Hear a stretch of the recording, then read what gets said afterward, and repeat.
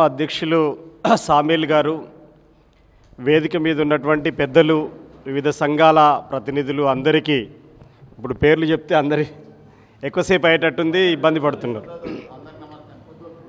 మీ అందరికీ నా తరపున కులవివక్ష వ్యతిరేక పోరాట సంఘం కేవీపీఎస్ తెలంగాణ కమిటీ తరపున ముందుగా జై భీమ్, లాల్ సలాం తెలియజేస్తున్నాను. మిత్రులారా, డాక్టర్ బిఆర్ అంబేద్కర్ ఇంగ్లాండ్కి వెళ్తాడు. ఇంగ్లాండ్కి వెళ్ళినప్పుడు విలేకరులంతా అంబేద్కర్ను చుట్టుముట్టి, అంబేద్కర్ ఇండియాలో కులానికి వ్యతిరేకంగా పెద్ద పోరాటం చేస్తున్నావు, అసలు కులం అంటే ఏమిటి అని చెప్పేసి అంబేద్కర్ని అడుగుతారు. అంబేద్కర్ చాలా చాకచక్యంగా తెలివిగా ఒక సమాధానం చెప్తాడు. కులం ఉన్నది ఇండియాలో అయితే మీరు నన్ను ఇంగ్లాండ్లో అడుగుతున్నారు, నేను చెప్పినా మీకు అర్థం కాదంటాడు అంబేద్కర్. కులం ఉన్నది ఇండియాలో అయితే మీరు నన్ను ఇంగ్లాండ్లో అడుగుతున్నారు, నేను చెప్పినా మీకు అర్థం కాదు అంటాడు. అన్న తర్వాత అయినా మాకు చెప్పాలని చెప్పి విలేకరులు పట్టుబడతారు. పట్టుబడితే అప్పుడు అంబేద్కర్ ఏం చేస్తారంటే, ఒక తల్లి నిచ్చెన మీదకి వెళ్ళి ఇటుకలు బిల్డింగ్ పైకి అందిస్తూ ఉంటే మీకు అర్థం కావటం కోసం చెప్తున్నా, ఇగో ఇండియాలో క్యాస్ట్ అంటే ఇదిగో నిచ్చెన అని చెప్పేసి అని అంటాడు. ఈ దేశంలో 6486 కులాలు ఉన్నాయి, ఏ 2 కులాలు సమానం కాదు. నిచ్చెనకు ఒక మెట్టు పైన ఉంటుంది, ఒక మెట్టు కింద ఉంటుంది, మధ్యలో ఒక మెట్టు ఉంటుంది. డక్కలి మాదిగ దగ్గరికి వచ్చి దొర అని పిలవగానే మాదిగ ఆయన గల్ల ఎగిరేస్తాడు, నేను దొరని అనుకుంటాడు. ఎదురుగా రెడ్డి కనపడగానే జబ్బలు జారేస్తాడు. ఇది ఇండియా క్యాస్ట్ సిస్టమ్. ప్రపంచంలో ఐక్యరాజ్య సమితి ఆమోదించినటువంటి 230 దేశాల్లో, మిగతా 229 దేశాల్లో ఎక్కడ కులం ఉండదు, కేవలం ఇండియాలో మాత్రమే ఉంటుంది. మీరు కరోనా జబ్బు, ప్లేగ్ వ్యాధి, ఏ జబ్బులు మీరు చెప్తూ ఉంటాం, కానీ ఎయిడ్స్ జబ్బు కంటే, క్యాన్సర్ జబ్బు కంటే ప్రమాదకరమైనటువంటి జబ్బు. ఎంత ప్రమాదకరమైంది ఈ జబ్బు! ఈ జబ్బును ఈ దేశం వదిలించుకోకుండా, ఈ దేశం సర్వతోముఖాభివృద్ధి చెందుతుంది అంటే అది పచ్చి అబద్ధపు మాట. ఈ దేశం అభివృద్ధి చెందదు. ఎందుకోసం? కులం అనేటువంటిది ఒక చీడ పీడ లాంటిది భారతదేశంలో. నీకు ఈజీగా అర్థమైపోతుంది. ఎవడు ఏ కులంలో పుట్టాలో రాసి పెట్టుకొని రాడు. నువ్వే తల్లి కడుపులో పుట్టాలనేది నువ్వు ముందే ఎక్కడ రాస్తావు, ఎక్కడ ఉంటుంది? మీ అయ్యదే కులం అయితే నీది ఆ కులం, మీ అయ్య కులాన్నే నీ కులం అంటారు. అందుకనే ఇప్పుడు RSS, VHP, BJP, Bajrang Dal కానీ ఆ సంస్థలన్నీ ఏం చెప్తున్నాయంటే, మనమంతా హిందువులం, గంగాజల బిందువులం, బంధువులం, సింధువులం అంటున్నారు. ఇప్పుడు మీరు చెప్పండి, కొంగర ఇప్పుడు నాగమణి, బండారి పరమేష్, వీళ్ళిద్దరిలో ఎవరైనా ముస్లిం ఉన్నారా? వీళ్ళిద్దరిలో ఎవరైనా క్రైస్తవులు ఉన్నారా? లేరే. మరి ఎందుకు రాజాసింగ్ మాట్లాడట్లేడు? ఎందుకు కిషన్ రెడ్డి మాట్లాడతలేడు? ఎందుకు బండి సంజయ్ మాట్లాడట్లేడు? చెప్పండి మీరు. ఒక హిందువుని మరొక హిందువు చంపితే, హిందూ అగ్రకులం వాడు కింది కులం వాడిని చంపితే సమర్థించేటువంటి సిద్ధాంతం అది ఆర్ఎస్ఎస్, బీజేపీ సిద్ధాంతం. అగ్రకుల ఆధిపత్యం పక్షాన నిలబడేటువంటి సిద్ధాంతం ఏమన్నా ఉందంటే అది ఆర్ఎస్ఎస్, బీజేపీ సిద్ధాంతం.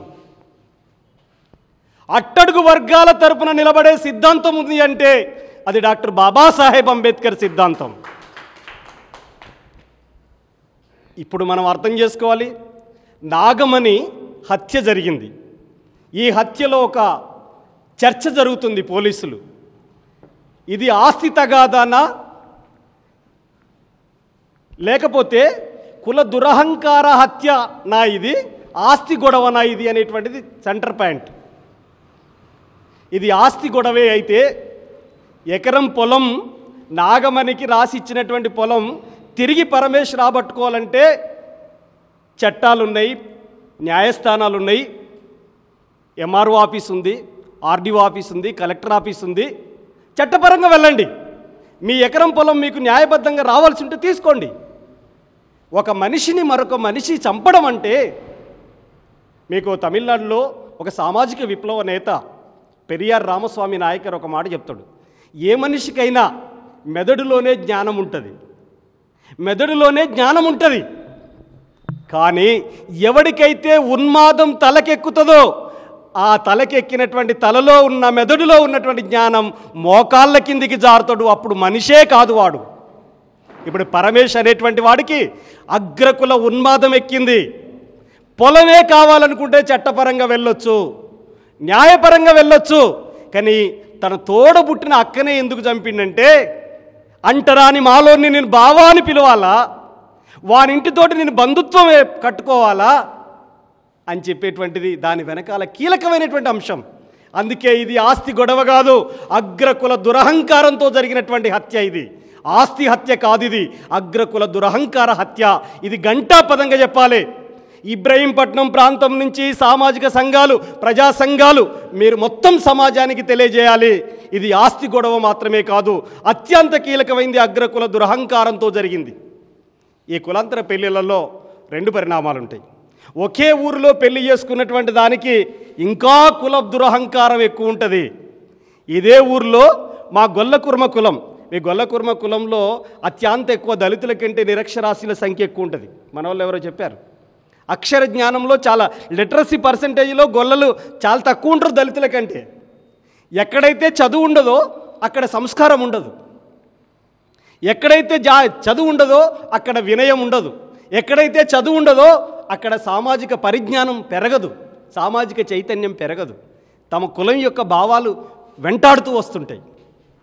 అందుకే అంబేద్కర్ ఏం చెప్తాడంటే, కులం అంటే ఏమిటి అని చెప్పేసి అంటే అంబేద్కర్ చెప్పిన మాట ఏమిటంటే, ఇప్పుడు ఈ ఘటనని మీరు పరిశీలించినప్పుడు దానికి సింక్ అయ్యేది. భారతదేశంలో ఆర్ఎస్ఎస్ చెప్పే మాట, అంబేద్కర్ చెప్పే మాటకు ఉన్నటువంటి లింకు మీరు అర్థం చేసుకోవాలి. ఆర్ఎస్ఎస్ ఎప్పుడూ చెప్పేటువంటి మాట ఏమిటి, మనమందరం హిందువులం, గంగాజల బిందువులం, బంధువులం అంటారు. భారతదేశంలో బంధువులు ఎవరైతారు, కులం అంటే ఏమిటి అని అంబేద్కర్ ఏం చెప్తాడంటే, ఇప్పుడు మీరు గుర్తుపెట్టుకోండి, మాల మాదిగకు సుట్టం కాగలిగే చరిత్ర ఎప్పుడైనా మీరు భారతదేశంలో చూసారా? రెడ్డి కమ్మ ఎప్పుడైనా చుట్టం కాగలరా? చుట్టం అంటే ఎవరి, బంధువు అంటే ఎవరు? ఒకటి వియ్యం పొత్తు ఉండాలి, కంచం పొత్తు ఉండాలి, పెళ్లి చేసుకునేటువంటి అవకాశం కల్పించబడాలి, కలిసి సహపంక్తి భోజనం కలిసి తినేటువంటి అవకాశం ఉండాలి. ఇంకా పరిభాషలు చెప్పాలంటే కంచం పొత్తు మంచం పొత్తు ఉన్నటువంటి వాడే బంధువు అవుతాడు అని చెప్పేసి బాబాసాహెబ్ అంబేద్కర్ చెప్పాడు. అందుకనే కులం అంటే మురిగిపోతున్న నీటి గుంట లాంటిది. ఈ నీటి గుంట నుంచి పారే సెలయేరుగా మారాలి ఈ దేశం అని అంటాడు బాబాసాహెబ్ అంబేద్కర్. మురిగిపోతున్న నీటి గుంటలో మీరు గుర్తుపెట్టుకోండి, దాంట్లో నాచు వస్తుంది, పురుగులు వస్తాయి, ఆ నీళ్ళ కలర్ మారుతుంది, ఆ వాసన కూడా వస్తుంది. ఇప్పుడు కులం అంటే అదే.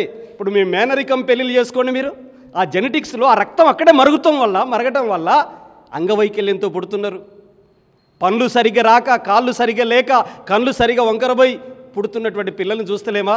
అందుకనే ఇండియాలో క్యాస్ట్ అంటే, కులం అంటే ఏమిటి అంబేద్కర్ అంటే, నీ దూరపు దగ్గర బంధువుల సమూహమే నీ కులం అని చెప్తాడు. అందుకనే ఈరోజు మొత్తం గొల్ల కుర్మలలో అగ్రకుల ఆధిపత్యంతో ఉన్నారని చెప్పేసి మొత్తం గొల్ల కుర్మల్ని ఒక సైడ్ నెట్టేసేటువంటి పని చేయకూడదు ఎక్కడ.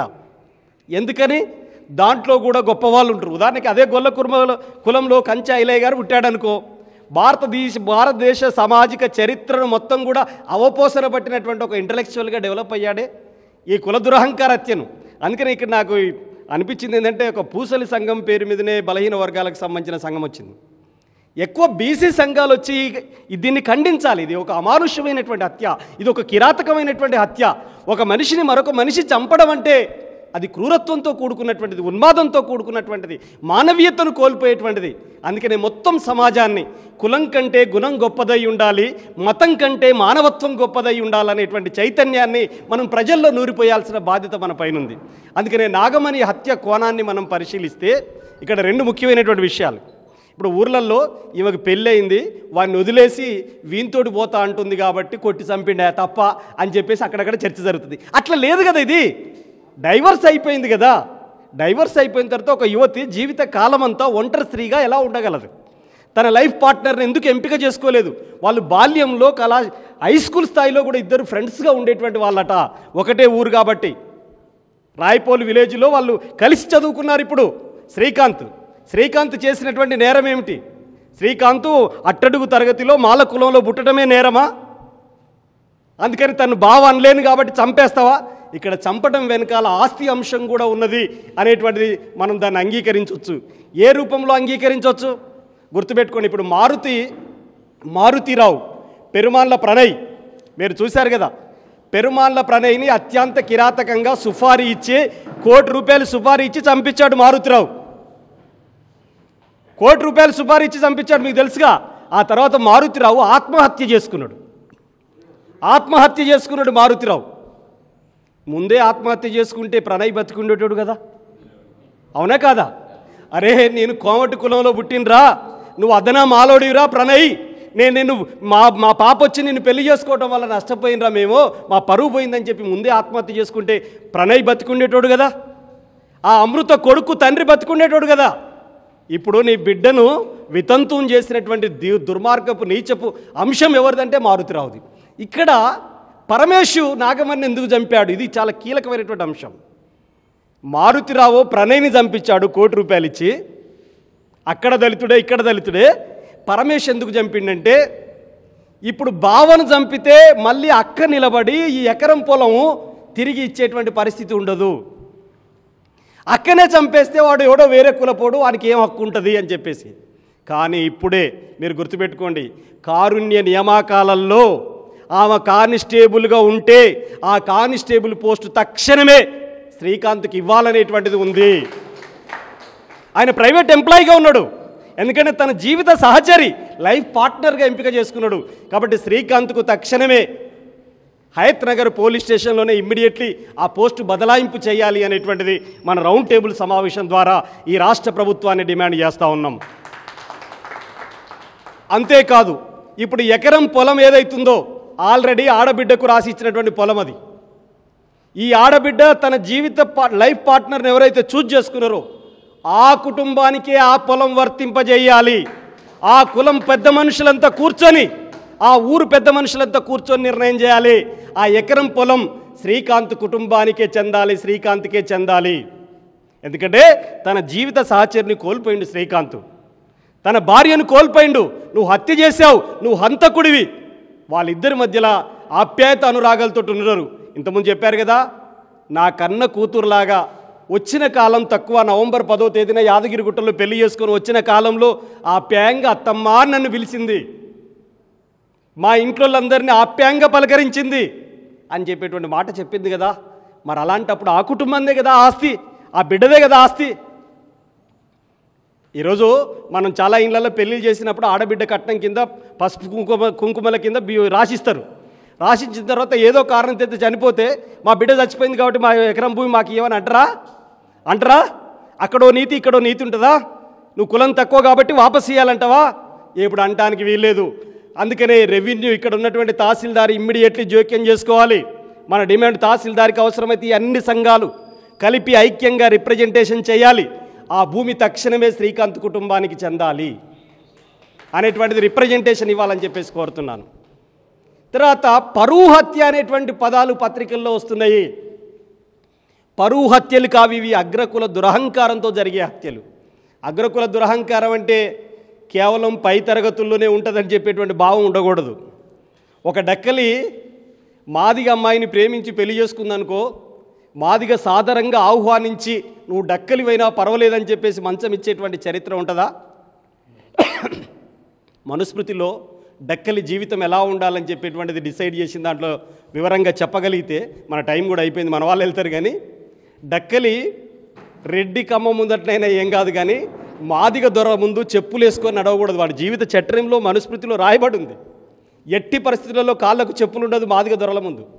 మాదిగని దొర అని పిలవాలి, మహిళని దొరసాని అని పిలవాలి, పేరు పెట్టి పిలవకూడదు. వాళ్ళ ఇంట్లో ఒక అమ్మాయి మెచ్యూర్ అయితే ఫస్ట్ ఆఫ్ ఆల్ మాదిగ యువకుడు ఆమెతో సంభోగం చేస్తే వాళ్ళు అదృష్టవంతులవుతారు. వాళ్ళ ఇంట్లో పొయ్యి ఉండకూడదు, వాళ్ళకు మంచం ఉండకూడదు పడుకోవటానికి. వాళ్ళ లైఫ్ అంతా మాదిగల పాదాల కిందనే బతికి ఉండాలనేటువంటిది ఉంది. ఇట్లా ఎన్ని తరగతులు ఉండి ఉంటాయో. తెలంగాణకు ఆ గడ్డ మీద మనం బతుకుతున్నాం కదా, ఈ గడ్డ మీద బతుకుతున్నప్పుడు అనేక మాదిగ మాల కుటుంబాల్లోకి వెళ్ళి దొరలు ఆ రోజులలో ఇక్కడ పెళ్ళి అవుతుందో కాలేదో మొదటి రాత్రికి ఎక్కడికి పోయేది? ఈ నల్గొండ, వరంగల్, ఖమ్మం, ఈ ఇబ్రహీంపట్నం కూడా వీర తెలంగాణ గడ్డనే. ఇది కూడా ఈ గడ్డ ప్రాంతం నుంచి ఎంతమంది దొరలకి మన తాతమ్మ మన అమ్మమ్మలు నానమ్మలు పోయి ఉంటారో తెలుసుకోండి మీరు. అందుకని ఇట్లాంటి దుర్మార్గమైనటువంటి పరిస్థితులు ఉన్నాయి. అందుకని ఒక మాల మాదిగం చేసుకోవడానికి అంగీకరించడు, ఒక మాదిగ మాలం చేసుకోవడానికి అంగీకరించు. నువ్వు నిండు మానవతావాదివి కావాలంటే, నువ్వు సంపూర్ణ మనిషివి కావాలంటే, నువ్వు పుట్టిన కులం కాకుండా ఇంకో కులంతో బంధుత్వాన్ని ఏర్పాటు చేసుకోగలగాలి, ఇంకో కులంతో బంధుత్వాన్ని ఏర్పాటు చేసుకోగలగాలి. నీ భార్య నువ్వు మాల కులంలో పుడితే 10 మాదిగిన్లకు పోయి వాళ్ళ ఫంక్షన్లకు పోయి వాళ్ళ ఇంటికాడ తిని వాళ్ళ కళ్ళు దాగి వాళ్ళ కోడికూర తిని వాళ్ళతోటే ఉండి అత్తమ్మ మావయ్య అని పిలిచి 2 రోజులు 3 రోజులు ఫంక్షన్లలో పండగకి పోయి మళ్ళీ సాయంత్రం వచ్చుడు కాదు. 2 రోజులు 3 రోజులు వాళ్ళ ఇంటినే ఉండేటట్టుగా పోయేటట్టుగా నీ జీవితం సార్థకతం అయితే నువ్వు నిండు మానవతావాదిగా సంపూర్ణ మనిషిగా జీవించడానికి అవకాశం ఉంటుంది. నేను మాలాయిని కాబట్టి మాదిగాయని నాకంటే తక్కువడని, నేను మాదిగాయని కాబట్టి నాకంటే డక్కలైన తక్కువడని అన్న తర్వాత నీకు తెలియకుండానే అగ్రకుల ఆధిపత్యం నీ చేతుల్లో ఉన్నట్టే కదా. ఎప్పుడైనా గుర్తుపెట్టుకోండి, ఒక సంఘ నాయకుడు అని మాట్లాడుతున్నప్పుడు మేము కూడా ఫలానా కులపొల్లం అని చెప్పి డిసైడ్ అయినావంటే నువ్వు కథం తగ్గిపోయినట్టే. అక్కడ ఒక న్యాయపరమైన డిమాండు, ఆ తరగతికి రావాల్సింది సామాజికపరమైన డిమాండ్ రావాలనేటప్పుడు చెప్పడం తప్పు కాదు. కానీ నేను ఫలానా కులానికి రిప్రజెంటేటివ్ అంటే నువ్వు బహుజనవాదిగా మారలేవు, నువ్వు కమ్యూనిస్ట్గా మారలేవు, నువ్వు అంబేద్కరిస్ట్గా మారలేవు, నువ్వు పూలేయిస్ట్గా మారలేవు. ఎందుకంటే నువ్వు చెప్పేదో మహనీయుల గురించి, నువ్వు చేసేది మాత్రం అగ్రకుల దురహంకార పద్ధతులు అన్నీ కూడా నువ్వు అవలంబిస్తున్నావు అనేటువంటిది అర్థమవుతుంది. అందుకని ఇక్కడ నాగమణి హత్యను వెనకాల మనం పరిశీలించాల్సిన విషయాలు ఏమిటంటే, ఒకటి ఇది పరువు హత్య కాదు, అగ్రకుల దురహంకార హత్య. ఇది ఆస్తి హత్య కాదు, అగ్రకుల దురహంకార హత్య. ఇది కేవలం ఇప్పుడు ఆ పొలం తిరిగి పరమేశ్వకు రావటం కోసం హత్య చేసిండు అనేటువంటి నేపథ్యం ఏదైతుందో ఆ పొలం తిరిగి వాళ్ళ కుటుంబానికి ఇవ్వాలి, అలాగే కానిస్టేబుల్ పోస్ట్ ఏదైతుందో ఆ శ్రీకాంత్కి ఇవ్వాలనేటువంటిది. ఈ అన్ని అంశాలతో కూడినటువంటి ఒక రిప్రజెంటేషన్ తయారు చేసి మీ దగ్గర ఉన్న ఏసీపీకి, మీ దగ్గర ఉన్నటువంటి తహసీల్దార్కో లేకపోతే రెవెన్యూ డివిజన్ అయితే ఆర్డీఓకో మీరు రిప్రజెంట్ చేయాలని చెప్పేసి కోరుతున్నాను. ఇక ఇవన్నీ తగ్గిపోవటానికి కావాల్సిన అంశాలు ఏంటంటే ఇంతకుముందు వహేద్ అని చెప్పిండు. వహేద్ గారు, కృష్ణచంద్ గారు కుల నిర్మూలన సంఘంగా రెగ్యులర్గా ఇదే అంశం, కులాంతర పెళ్లి చేసుకున్న వాళ్ళందరూ పార్కులలో అక్కడిక్కడ మొత్తం ఫంక్షన్లు పెట్టి, నిన్న మేము ఈ హత్య జరిగే కంటే ముందు రోజు మంచి కులరహిత జనభోజనాలు జరిపినాం జింకల పార్కులో, ఇక్కడే అన్న ఆధ్వర్యంలో, కుల నిర్మూలన సంఘం ఆధ్వర్యంలో. మరుసటి రోజే కుల దురహంకార హత్య జరిగింది. ఎంతటి దారుణం మీరు ఆలోచించండి. తెలంగాణ రాష్ట్రంలో 108 కుల దురహంకార హత్యలు జరిగినాయి, 108 కుల దురహంకార హత్యలు జరిగినాయి. మీరు ఆ సనత్ నగర ఎస్ఆర్ నగర్లో వైశ్య అమ్మాయిని, వైశ్య అబ్బాయిని చంపేసిళ్ళు, రెడ్డిస్ చంపేసిళ్ళు కదా ఆ రోజు. హేమంత్ను చంపేసిరు. మరి అవి రెండు ఆ పైకులాలే కదా చెప్తే లెక్క ప్రకారంగా. ఏం లేదు, ఇక్కడ ఒకటే, నా కులం అంటే ఈ కులంలోనే పెళ్లి చేసుకుంటేనే అది చట్టం, మానసిక చట్టం, అది మామూలు చట్టం కాదు. నువ్వు రాజ్యాంగ చట్టాల కంటే ఒకవేళ ఇది తప్పైతే, కులాంతర వివాహం తప్పని చెప్పి ఎవరో మాట్లాడుతున్నప్పుడు చెప్పినట్టు నేను విన్నాను. కులాంతర వివాహమే తప్పైతే సోషల్ వెల్ఫేర్ డిపార్ట్మెంట్లో 2,50,000 రూపాయలు ఇన్సెంటివ్ ఎందుకు ఇస్తున్నారు? ఇది బాబాసాహెబ్ అంబేద్కర్ భారత రాజ్యాంగంలో ఏం చెప్పాడో తెలుసా? కుల నిర్మూలనే మన దేశం యొక్క మార్గం, ఈ రాజ్యాంగ లక్ష్యం ఏమిటి అని చెప్పి అంబేద్కర్ని అడిగితే ఈ రాజ్యాంగ లక్ష్యం కులం ఎనిహిలేషన్ ఆఫ్ క్యాస్ట్ అంటాడు, కులాన్ని సమూలంగా నిర్మూలించడం అంటాడు. మరి అందుకనే కులాంతర వివాహాలు కుల నిర్మూలనకు బాటలు వేస్తాయి. తిరుపతి వెంకన్న గుట్ట ఎక్కేటోడికి మెట్లు ఎక్కుతున్నప్పుడు మొదటి మెట్టు ఎట్లా ఎక్కుతాడో స్టార్ట్ అవుతాడో, కులరహిత సమాజ నిర్మాణం కోసం పాటుపడేవాడికి కులాంతర వివాహం అనేది మొదటి మెట్టు లాంటిది, అది కంపల్సరీ జరిపి తీరాలి. అందుకనే ప్రభుత్వం ఇన్సెంటివ్స్ ఇస్తున్నది. మీరు చూడండి, పసుపు కుంకుమ పెట్టి ఇవన్నీ పెట్టి మైలపోలు తీసి లగ్గం నాగవెల్లి ఇవన్నీ చేసి పతానం చేసి చేస్తారు కదా పెళ్ళి. ఈ పెళ్లి చేసి పుస్తకట్టిన తర్వాత కూడా వాడి కళ్యాణ లక్ష్మి కావాలంటే ఫస్ట్ మ్యారేజ్ సర్టిఫికేట్ తెచ్చుకోపో అంటున్నాడు. అవన్నీ చెల్లవుర బిడ్డ అని చెప్పినట్టే కదా దాని అర్థం. తాళి కట్టడం అనేది కేవలం నమ్మకం మాత్రమే, నమ్మకం కోసం కట్టిందే అంతే. కానీ ఇప్పుడు చూడండి, ఆ తాళి కట్టిన పెళ్ళికి కూడా కళ్యాణ లక్ష్మి కావాలంటే నువ్వు ఫస్ట్ మ్యారేజ్ సర్టిఫికేట్ ఉంటేనే కళ్యాణ లక్ష్మి వస్తున్నది. అంటే చట్టం, హిందూ వివాహ చట్టం 1955 చాలా స్పష్టంగా చెబుతున్నది ఏమిటంటే నువ్వు ఫస్ట్ మ్యారేజ్ సర్టిఫికేట్ పొంది ఉంటేనే నీకు పెళ్ళి అయినట్టు. సర్టిఫికేట్ ఇంపార్టెంట్ తప్ప తాలిబొట్టు ఇంపార్టెంట్ కాదు అని చెప్పేసి చాలా స్పష్టంగా చెబుతున్నాయి కదా. మరి దాన్ని ఎలా చూడాలి అనేటువంటిది మీరు అర్థం చేసుకోవాలి. అందుకనే కులాంతర వివాహాలను ప్రోత్సహించే బాధ్యత ప్రభుత్వాలపైన ఉంది. అందుకనే కులాంతర వివాహితులకు, కులాంతర మతాంతర వివాహాలు చేసుకునే వాళ్ళకు ఒక ప్రత్యేక రక్షణ చట్టం చేయాలి.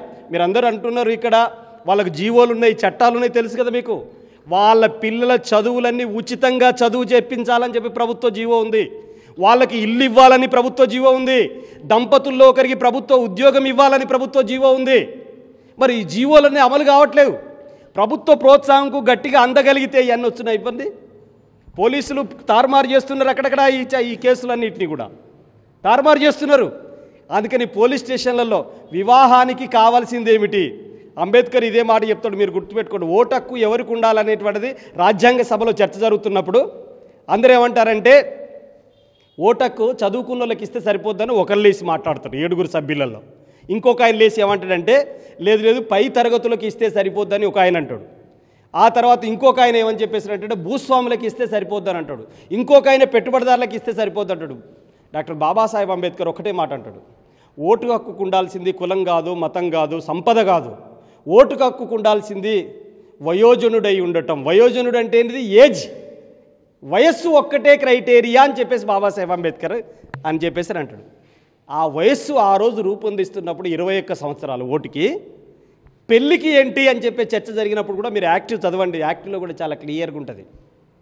21 సంవత్సరాలు నిండిన యువకుడు, 18 సంవత్సరాలు నిండినటువంటి యువతి తన జీవిత సహచరిని ఎంపిక చేసుకోవడానికి ఎవరూ ఆటంకం కాదు, చట్టమే వాళ్ళ పక్కన నిలబడాలి. 21 సంవత్సరాలు నిండిన యువతి, 18 సంవత్సరాలు నిండిన యువకుడు 18 సంవత్సరాలు నిండిన యువతి, 21 సంవత్సరాలు నిండినటువంటి యువకుడు కనుక ప్రేమించి పెళ్లి చేసుకుంటా అంటే చట్టం, పోలీసు, మొత్తం సుప్రీంకోర్టు దాకా ఎవరి పక్కన నిలబడాలి? తల్లిదండ్రుల పక్కన కాదు. ఎవరి పక్కన నిలబడాలి? ఇలా పక్కన. 20 ఏళ్ళు కని సాది పెద్ద చేసి ఇంతెత్తు చేస్తే నువ్వు వాడిని ఎవరితో పడిపోతావానే అని చెప్పేసి అంటుంటారు. చూడండి, అంటుంటారుగా మీరు. 20 ఏళ్ళు సాధింది నువ్వు కదా, 80 ఏళ్ళు బతకాలి కదా. 80 ఏళ్ళు ఎవరితో ఉండాలో డిసైడ్ కావాల్సింది ఆమె. భవిష్యత్తులో మనం అందరం అనుకుంటారు ఎవరు తల్లిదండ్రులు పిల్లలకి పెళ్ళిళ్ళు భర్తను చూసే పరిస్థితి రాదు భవిష్యత్తులో. భవిష్యత్తు అన్ని కులాంతర పెళ్ళిళ్ళే జరుగుతాయి, గుర్తుపెట్టుకోండి. భవిష్యత్తు కులాంతర పెళ్ళిళ్ళదే, భవిష్యత్తు మతాంతర పెళ్ళిళ్ళదే. కాలేజీలలో వాడికి క్యాస్ట్ అర్థం కాదు, శారీరక సంబంధం కంటిన్యూ అయిన తర్వాత క్యాస్ట్ అర్థమైంది.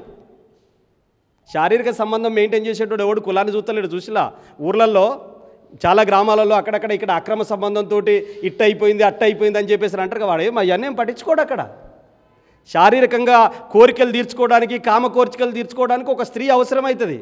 కానీ ఆ కులం తెలిసిన తర్వాత పనికిరాదని చెప్పేసారంటే. అందుకని ఇట్లాంటి అంశాలన్నింటినీ పరిగణలోకి తీసుకొని కులాంతర వివాహితులకు, మతాంతర వివాహం చేసుకున్నటువంటి వాళ్ళకి ఒక ప్రత్యేక రక్షణ చట్టం లేకుండా వాటన్నిటిని ముందుకు తీసుకెళ్ళలేం. అయితే అల్టిమేట్గా మనం చేయాల్సింది, మనం ఒక సంఘం అంటూ పెట్టుకుంటే కులాంతర పెళ్లి జరిగితే దాన్ని ప్రోత్సహించే బాధ్యత మనం తీసుకోవాలి.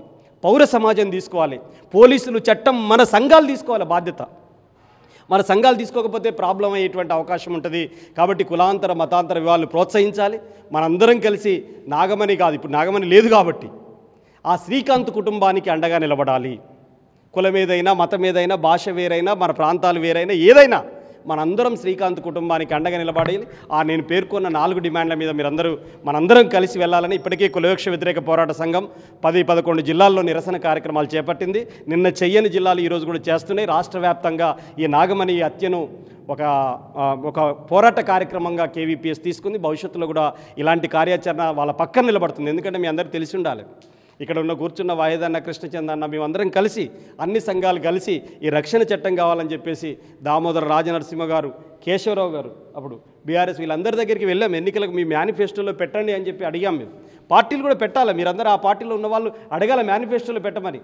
ఆ రోజు పెట్టినటువంటిది ఏంటంటే టీజేఎస్ కోదండరాం పార్టీ, అట్లాగే బిఎల్ఎఫ్, ఆ రోజు బహుజన్ లెఫ్ట్ ఫ్రంట్, ఈ 2 వాళ్ళే మాత్రమే ఆ రోజు వాళ్ళ మేనిఫెస్టోలలో పెట్టారు. ఇక మిగతా ఎవరు పెట్టలే. అందుకని అన్ని రాజకీయ పార్టీలు, ఇప్పుడు మినిస్టర్ దామోదర్ రాజనరసింహ గారిది కూడా కులాంతర పెళ్ళే. మీరు ఐఏఎస్లు ఐపీఎస్లు చదివేటోళ్ళదా అంటే వాడు ఎవడు పట్టించుకుంటాడని మీరు చూడండి. ఆ రాష్ట్రంతో మీరు మీ పిల్లల్ని అమెరికాకు పంపండి, వేరే రాష్ట్రం అమ్మాయిని పెళ్లి చేసుకొని వస్తాడు వాడికి ఎవరికి తెలుస్తలేదు. మీరు పైన ఏమీ లేదు, అల్లు అర్జున్ పెళ్లి చేసుకుంటే చర్చ జరిగింది ఎక్కడైనా? అల్లు అర్జున్ చేసుకున్నది తమ తరగతి పిల్లనా కాదు కదా, రెడ్డి అమ్మాయిని చేసుకున్నాడు కదా. ఇక్కడ కులాంతర పెళ్ళిళ్ళలో ఒక సామాజిక అంశం ఉంటుంది, ఒకటి ఆర్థిక అంశం ఉంటుంది. సమాంతరమైనటువంటి సామాజిక హోదా కలిగినటువంటి కులమేనా కాదా? ఒక రెడ్డిని బ్రాహ్మణుడు చేసుకున్నాడు అనుకో, పోనీలే అని చెప్పేసి చర్చిస్తారు. నేను ఒక ఘటన చెప్పి ముగిస్తా, బాగా మనోళ్ళు వెళ్ళిపోయేది ఉంది, అందరం పోవాలి. ఒకటే ఘటన. జయ అని ఒక లంబడోళ్ళ అమ్మాయి, మాలోళ్ళ పిల్లవాడు నాగరాజు అనే పిల్లవాడు, ఇద్దరు కలిసి పెళ్లి చేయాలి మాకని చెప్పి హైదరాబాద్ ఆఫీస్ దగ్గరికి వచ్చారు. మరి నేను పెళ్లి చేస్తా, కానీ మీ అమ్మ అంటే ఈ మాలోడి, దాని లంబాడి భాషలో ఏమంటారు, మాల్వాడి మాలోడి అంటారు. డేడి అంటే మాదిగా, మాలోడి అంటారు, మాలోళ్ళను మాలోడి అంటారు. డేడి అంటే మాదిగా, మాలోడి అంటే మాల. కాబట్టి ఆ జయ అనే అమ్మాయి ఏం చెప్పిందంటే, ఆ మాలోడియన్ని చేసుకుంటే చంపేస్తారు మా దాంట్లో, లంబాడోళ్ళ దాంట్లో చేసుకోవద్దు, డేడియాను మాలోడియన్ చేసుకోవద్దు, ఇంకెవరిని చేసుకునే ఏం కాదు. వాళ్ళిద్దరు అసలు అంటరానోళ్ళు వాళ్ళు. అంటే నేనన్నా, జయ ఆ మాదిగగూడెం మాలగూడెం ఊరికి బయట, ఊరి పక్కనే ఉంటుంది, ఊరి బయట. కానీ మీరు ఊరికి 3 కిలోమీటర్ల దూరం ఉంటారు కదా జయ, మరి మీరు దూరం ఉంటారు కదా, మీరే తక్కువ వాళ్ళు అవుతారో ఏమో జయ అని నేనన్నా. అంతేనా అన్న అని నవ్వింది, అయిపోయింది. మేము పెళ్లి చేసినాం, వాళ్ళు కర్రలు తీసుకొని ఆఫీస్ దగ్గరికి వచ్చారు, మనం కేవీపీఎస్ ఆఫీస్ దగ్గర. పెళ్లి చేసిన తర్వాత కర్రలు తీసుకొని వస్తే, ఈ పెళ్లి చేసింది ఎవడంటే పలానా స్కైలాబ్ బాబు అని చెప్పేసి, అంటే ఇంతకు ముందే పోయింది ఇక్కడి నుంచి, అక్కడ సుందరయ్య విజ్ఞాన కేంద్రం కాడికి పోయిందంటే అక్కడికి వచ్చిళ్ళు 2 కార్లు వచ్చి. వాడు డైరెక్ట్ రావడంతో, అరే స్కైలాబ్ బాబు నువ్వేనారా అని అన్నాడు. అరే ఇట్టనే అన్నాడు. నేనే అని చెప్పినన్న. వాళ్ళిద్దరు బీఈడి, హై స్కూల్ స్థాయి నుంచి బీఈడి దాకా ఇద్దరు క్లాస్మేట్స్, వాళ్ళిద్దరు ఆప్యాయత అనురాగాలతోటి బతుకుతున్నారు కలిసి. ఆ అమ్మాయి మొత్తం చదువు అంతా ₹1 పెట్టలే, అరే అన్నోడు ఇవన్నీ చెప్పినోడు ₹1 పెట్టలే. ఈ అబ్బాయి చివరికి ఏంటంటే ఒక తాపీ మేస్త్రిగా బీఈడి చదువుకొని తాపీ మేస్త్రి పని చేస్తున్నాడు. ఇప్పుడు మొన్న డిఎస్సిలో టీచర్ జాబ్ కొట్టింది ఆ అమ్మాయి, గవర్నమెంట్ టీచర్ అయింది. గవర్నమెంట్ టీచర్ అయితే ఇప్పుడు వాళ్ళంతా లంబాడీస్ అంతా వచ్చి నాగరాజుని బావా అని ఆప్యాయంగా పిలిచేటువంటి పరిస్థితి వచ్చింది. పిలుస్తున్నారు, కర్రలు గిర్రలని వెనక్కిపోయినాయి, ఎందుకంటే మొత్తం ఆ పిల్లని చదివించిందే వాడు, ఆ పిల్లవాడు. కాబట్టి మిత్రులారా, ఇక్కడ కూడా నేను అది స్టార్టింగ్లో చెప్పడం మర్చిపోయినా, ఈ నాగమణిని చదివించి కానిస్టేబుల్ చేసింది కూడా శ్రీకాంత్, ఎందుకంటే వాళ్ళిద్దరు బచ్పన్ నుంచి దోస్తులు కాబట్టి. అందువల్ల ఇక్కడ కులం కంటే గుణం గొప్పదై, మతం కంటే మానవత్వం గొప్పదై ఉండాలని చెప్పి కోరుతూ, ఈ డిమాండ్స్ అన్నింటిని అంగీకరిస్తూ, రాబోయేటువంటి రోజులలో మన సంఘాలన్నీ ఇలాంటి ఒక సాంఘిక దురాచారం జరిగినప్పుడు ఐక్యంగా ముందుకు సాగాలని చెప్పి తెలియజేస్తూ, ఎక్కువసేపు మాట్లాడినందుకు మన్నించాలని చెప్పి తెలియజేస్తూ, మీ అందరికీ మరొకసారి నా తరపున, కేవీపీఎస్ తెలంగాణ కమిటీ తరపున జై భీమ్, లాల్ సలాం.